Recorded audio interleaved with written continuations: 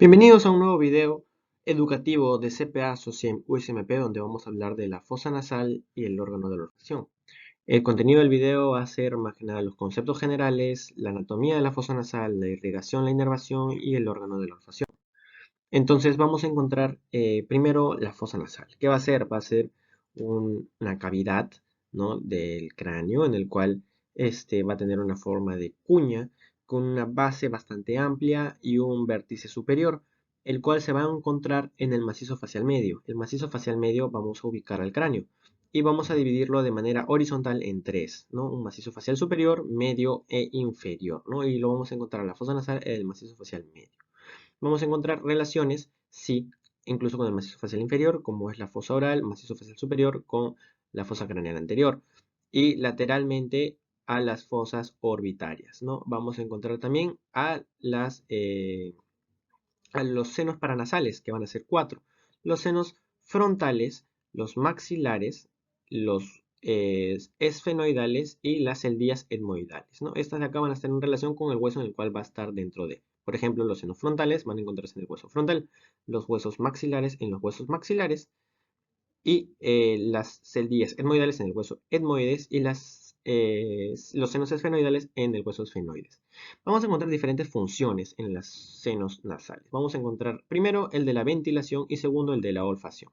Vamos a encontrar uno accesorio que vendría a ser el de la fonación, que nos va a ayudar a pronunciar, sobre todo la M, la N y la S. En la ventilación vamos a encontrar que va a conducir el aire. ¿Por qué? Porque va a ser la primera porción de la vía aérea respiratoria. No vamos a encontrar que va a ser la más superior y al mismo tiempo va a ser la primera en la cual va a encontrarse el aire, ¿no?, por el cual va a ingresar. Por eso conduce el aire inspirado hacia las vías aéreas inferiores y más específicamente lo que vendría a ser la nasofaringe. Vamos a encontrar que filtra el aire por las vibrisas que vamos a encontrar en su vestíbulo. Vamos a encontrar que va a humedecerlo por la mucosa que se va a secretar aquí y que va a calentar el aire por la gran cantidad de plexos venosos que vamos a encontrar, ¿no?, al mismo tiempo por la gran superficie que vamos a encontrar aquí en los senos, en las fosas nasales. Vamos a encontrar también la olfacción. ¿Por qué? Porque vamos a encontrar que aquí es donde se va a producir eh, la identificación de los olores, ¿no? Las partículas odoríferas van a ingresar junto con el aire y van a encontrarse con las neuronas olfatorias que se van a encontrar en la porción superior de la fosa nasal, en la cual va a detectar y va a dirigirse directamente a lo que vendría a ser el sistema nervioso central para poder identificar los olores. Por eso se va a dividir esta fosa nasal en dos porciones, una porción olfativa y una porción respiratoria. Los dos tercios inferiores van a ser respiratorias y el tercio superior va a ser olfativa. Ya habíamos mencionado las relaciones que vamos a encontrar. Aquí podemos encontrar las diferentes relaciones. Esta va a ser una radiografía en la cual podemos observar, ¿no?, las diferentes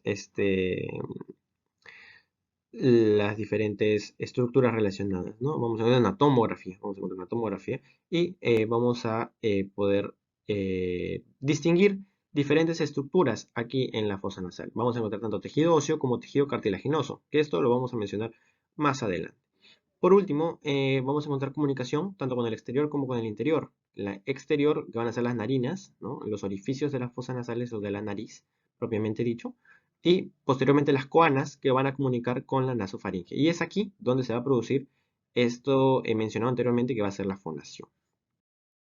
Entonces, en cuanto a la anatomía de la fosa nasal, vamos a encontrar diferentes paredes. Vamos a encontrar una pared anterior, una pared posterior, que va a estar en comunicación con el exterior, la anterior, y con el interior, la posterior. Vamos a encontrar una pared superior, inferior, medial y lateral, ¿no? En cuanto a la pared anterior, vamos a encontrar tejido cartilaginoso y tejido óseo. Tejido óseo como va a ser el hueso nasal. Vamos a encontrar aquí el hueso nasal y de una vista lateral aquí vamos a encontrar el hueso nasal. Vamos a encontrar al tejido cartilaginoso, que vamos a encontrar el cartílago septal. El cartílago septal va a ser el cartílago que se va a encontrar al medio y va a dividir tanto la fosa nasal como el vestíbulo nasal en dos, una porción derecha y una porción izquierda.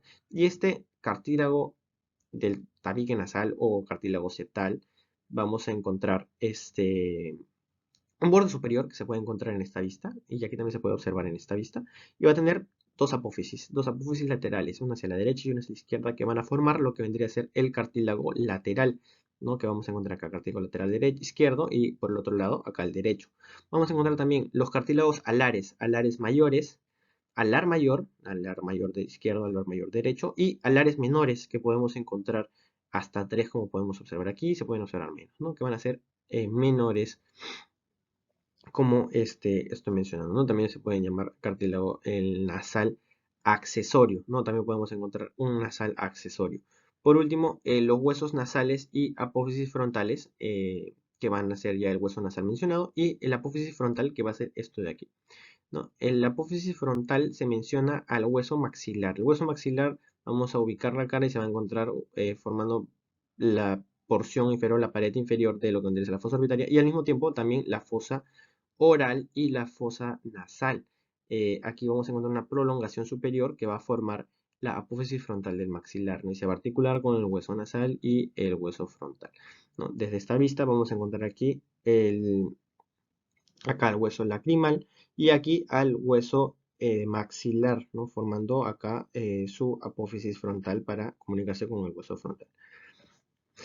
Otra cosa para mencionar antes de pasar a la siguiente diapositiva, que vendría a ser el vestíbulo nasal, que va a ser la apertura de la fosa nasal, ¿no? El inicio de esta vía, que va a estar posterior a lo que vendría a ser la narina, ¿no? Acá se puede observar la narina, y todo esto de acá va a ser el vestíbulo nasal, ¿no? Con gran cantidad de mucosa, secreción mucosa, y al mismo tiempo con gran cantidad de folículos pilosos, que van a venir a ser las vibrisas, ¿no? Esto habíamos mencionado anteriormente, que van a filtrar el aire, ¿no? Y esto es bastante común en los varones, que se pueda observar gran cantidad de estos vellos que se observan en las narinas o en la abertura de la nariz.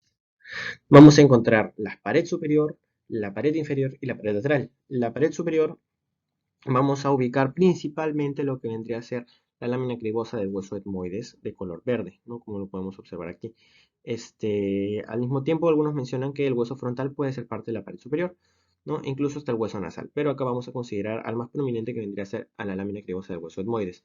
En la pared inferior vamos a encontrar al paladar duro. El paladar duro va a estar conformado por el hueso palatino, este, y al maxilar, ¿no? Vamos a observar a la apófisis palatina del hueso maxilar. ¿Por qué? Porque como hemos mencionado anteriormente, la apófisis frontal, vamos a encontrar acá también la apófisis palatina, que va a estar en comunicación con el hueso palatino de color un poco verde, se podría decir un poco celeste.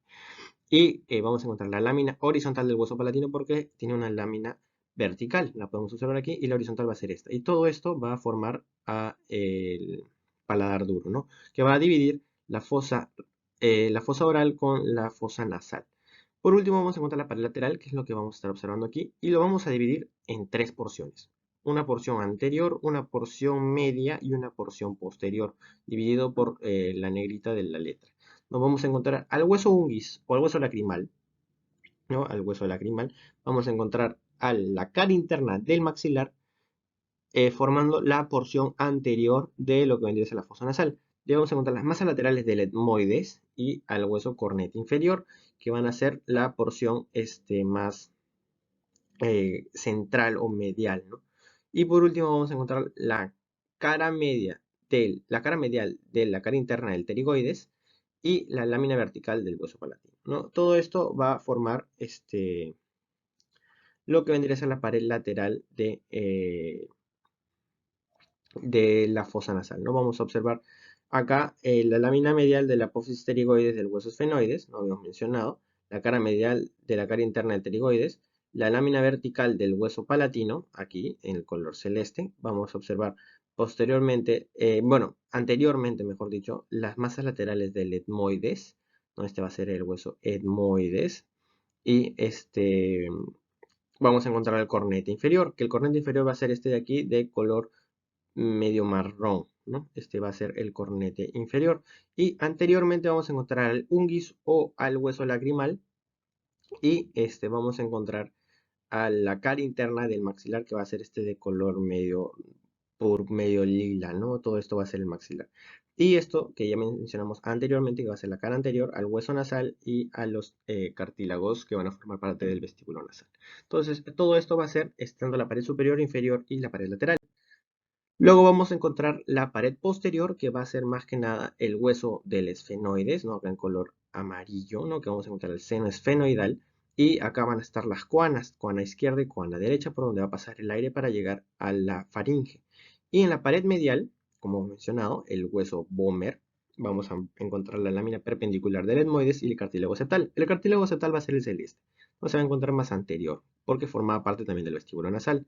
Vamos a encontrar al vómer, que va a articularse con lo que vendría a ser al maxilar y el hueso palatino, ¿no? Acá van a formar una cresta nasal y aquí se va a articular con el vómer más inferior y el más superior, ya mencionado bastantes veces, va a ser el etmoides con sus celdillas etmoidales que van a formar parte de, ¿no? Como acá vamos a encontrar los senos, seno frontal y seno esfenoidal, ¿no? Que va a formar parte de la pared posterior ya mencionado anteriormente. Aquí se cuela en la imagen la fosa hipofisiaria donde se va a sentar la hipófisis, ¿no? Hoy que vendría a ser también la llamada silla turca. Entonces ya hemos descrito lo que vendrían a ser las paredes. Aquí vamos a encontrar los espacios, ¿no? Los espacios que van a estar representados por los meatos. Los meatos van a ser los espacios entre los cornetes y las paredes laterales de las fosas nasales. ¿Por qué? Porque, bueno, sabemos que lo que va a dividir los meatos van a ser los cornetes, ¿no? Y los cornetes van a ser tres, superior, medio, inferior. Aquí con, los podemos ubicar con el puntero aquí, el cornete superior, el cornete medio y cornete inferior, los cuales van a delimitar los meatos. Meato inferior por debajo del cornete inferior, meato medio por debajo del cornete medio y meato superior por debajo del cornete superior. Y va a quedar acá un espacio que va a ser un receso. El receso esfeno-etmoidal o etmoesfenoidal, ¿no? Porque va a ser parte del hueso etmoides y el hueso esfenoides. Y aquí vamos a encontrar los espacios por donde van a pasar el aire y al mismo tiempo vamos a encontrar también agujeros de drenaje. Entonces, vamos a observar que eh, el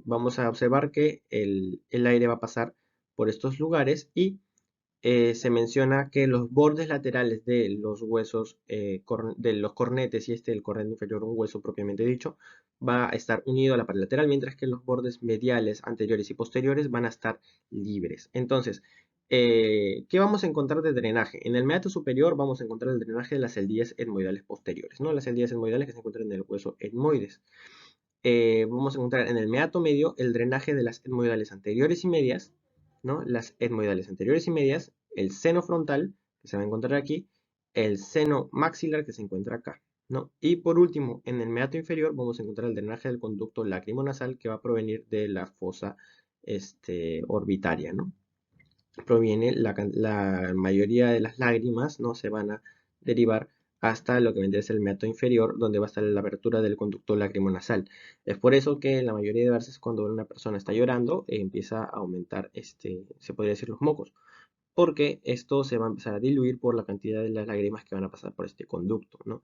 Vamos a mencionar a esta altura lo que vendría a ser las celdillas etmoidales medias que van a drenarse en lo que vendría a ser la bulla etmoidal, ¿no? Esta protuberancia o esta eminencia que se puede observar aquí.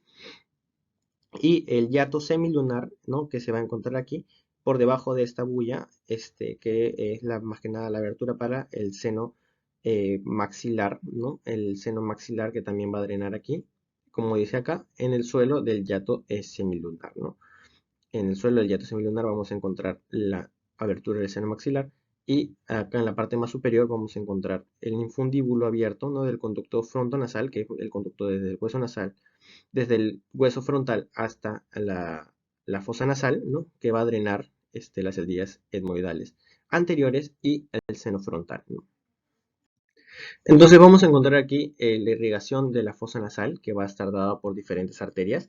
Vamos a encontrar a lo que vendría a ser, primero, la arteria etmoidal anterior y etmoidal posterior. Segundo, a lo que vendría a ser la arteria labial superior. Y tercero, a la arteria esfenopalatina. Es importante recordar el origen de esas arterias, porque no todas van a venir de la misma arteria. Por ejemplo, la arteria labial superior viene de la arteria facial, que es proveniente, o se podría decir que es de un origen externo, ¿no? Porque se encuentra afuera de la cara. Vamos a encontrar, o de la fosa nasal. Vamos a encontrar las etmoidales, tanto anteriores y posteriores, que vienen de la arteria oftálmica, ¿no? Que van a venir desde la fosa orbitaria, ¿no? Arteria etmoidal anterior y etmoidal posterior. Y la esfenopalatina, que proviene de la arteria maxilar interna, ¿no? Que tiene un origen ya interno en lo que vendría a ser el cráneo más o menos. Entonces, aquí se va a formar un plexo bastante importante que es el plexo de Kieselbach, que es la unión, ¿no? Entre estas arterias, las ramas laterales y las ramas de las arterias etmoidales, que van a formar el plexo de Kieselbach, ¿no? Aquí es donde se va a generar la epistaxis en la mayoría de casos, ¿no? Porque se va a romper una de estas arterias y va a generar un sangrado por la nariz, ¿no? Entonces, esta anastomosis entre las ramas laterales, ¿no?, de la esfera palatina y las etmoidales van a formar el plexo de Kisselbach. Y por otro lado, las ramas septales más la arteria palatina mayor van a formar otra anastomosis, ¿no? También acá en lo que es en la fosa nasal, ¿no? La arteria palatina mayor que va a provenir desde la fosa oral, ¿no? Podemos observar aquí, va a atravesar, ¿no?, este hueso, maxilar, ¿no?, por el agujero palatino mayor. Entonces, al mismo tiempo como observamos las arterias, vamos a observar las venas. Y en cuanto a las venas, es importante recalcar que los 2/3 inferiores van a tener grandes plexos venosos para calentar y humedecer el aire. Al mismo tiempo, estos van a encargarse de este, drenar la sangre, ¿no?, de lo que vendría a ser la fosa nasal, principalmente la vena esfenopalatina, que acompaña la arteria esfenopalatina, en las etmoidales también y en la vena facial. O sea, tiene diferentes formas de retorno de la sangre en la fosa nasal. Por otro lado, vamos a encontrar la inervación sensitiva y la inervación vegetativa. En cuanto a la inervación, vamos a encontrar principalmente a los nervios 5 y 7, ¿no? Los cuales van a provenir del ganglio esfenopalatino. El ganglio esfenopalatino, como encontramos acá, ¿no? Este ganglio esfenopalatino que va a tener diferentes ramas, ¿no?, que van a llegar tanto a la faringe, que van a llegar tanto a la fosa oral, a la fosa nasal.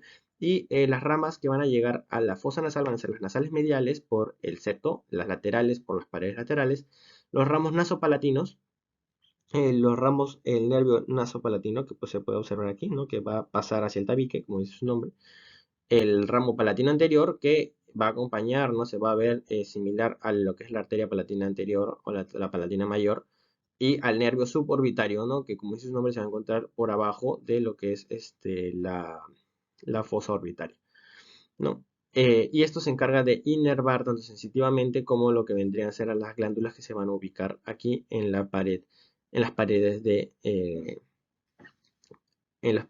la fosa nasal. En cuanto a la inervación vegetativa, vamos a encontrar simpáticas y vamos a encontrar inervaciones parasimpáticas, que también se van a encargar principalmente, como sabemos, las funciones parasimpáticas más que nada es de secretar, y las funciones simpáticas es de inhibir la secreción.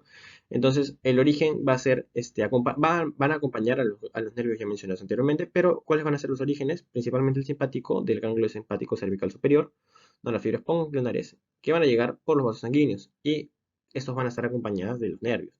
Y las parasimpáticas, que van a nacer en el núcleo nasal, que va a ser la neurona preganglionar, y la neurona postganglionar, que va a venir del ganglio esfenopalatino, como ya hemos mencionado anteriormente, ¿no? Y esto va a llegar por los nervios palatinos, acompañando los nervios palatinos, ¿no?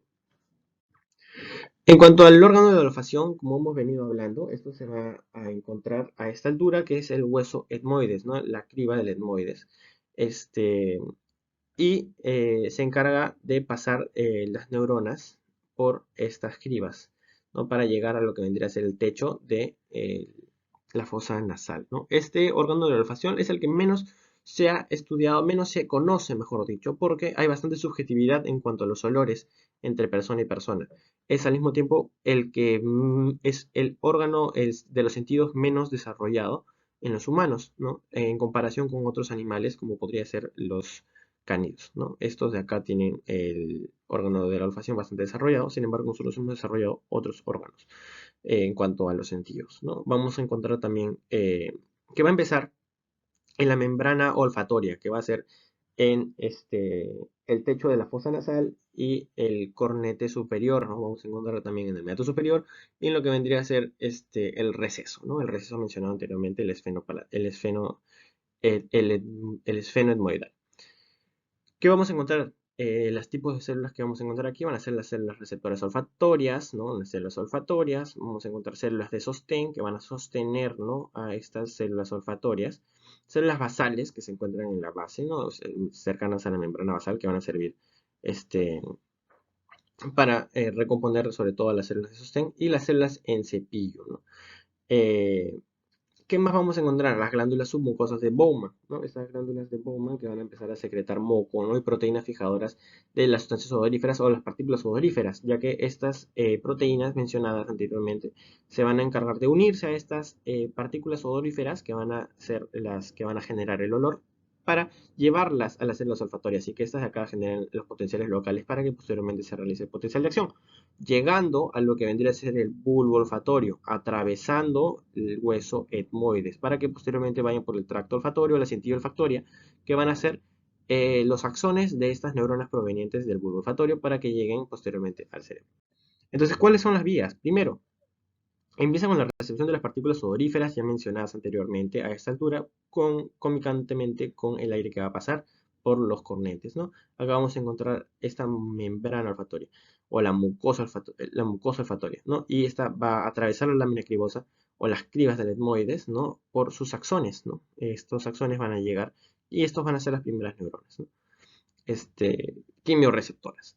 Estas van a llegar al bulbo olfatorio donde se va a encontrar la segunda neurona, ¿no? Esta va a activarse por una serie de reacciones mediadas por las proteínas G y la adenilatoxiclasa, ¿no? Que va a activar el AMP cíclico para posteriormente hablar de proteinquinasas que van a activar y van a ingresar calcio, van a favorecer el ingreso o el aumento de calcio intracelular que van a generar el ingreso de sodio y esto posteriormente despolariza, ¿no? Generando un potencial este, un potencial de receptor para posteriormente generar un potencial de acción, ¿no?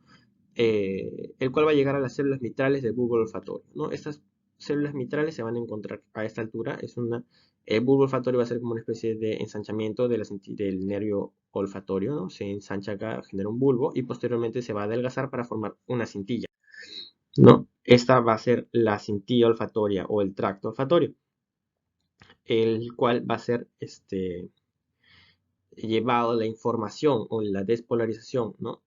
Hacia lo que vendría a ser el sistema nervioso central o el cerebro. Como vamos a encontrar, los axones de la segunda neurona del bulbo olfatorio formarán la cintilla olfatoria, bifurcándose en el espacio perforado a esta altura, como vamos a encontrar. La primera vía cruza de hemisferio a hemisferio por la comisura blanca anterior, sabemos fibras mielínicas, ¿no? Comisura blanca anterior, y por la segunda vía de bifurcación se va a dirigir a la corteza cerebral rinoencefálica en el área 34 y 28, donde se va a encontrar la tercera neurona, hablando de un lóbulo temporal, ¿no? Aquí vamos a encontrar la tercera neurona que se va a encargar de entender, pensar qué cosa es lo que estás oliendo, ¿no? Acá vamos a encontrar como referencia lo que es el cuerpo amigdalino, porque la amígdala también se va a relacionar bastante con los olores, sobre todo en las primeras etapas de la vida, donde los hijos, ¿no? Los hijos recién nacidos se van a encargar de diferenciar a las personas por los olores, principalmente, como es la razón la cual va a reconocer a su madre. Entonces, de esta manera es como estamos terminando lo que vendría a ser fosa nasal y órgano de olfacción. Tenemos de bibliografía al Netter, el Atlas de Anatomía Humana, al Guyton Hall, al Ross de Histología y por último al que vendría a ser al Gray, ¿no? Para estudiantes de medicina. Muchas gracias.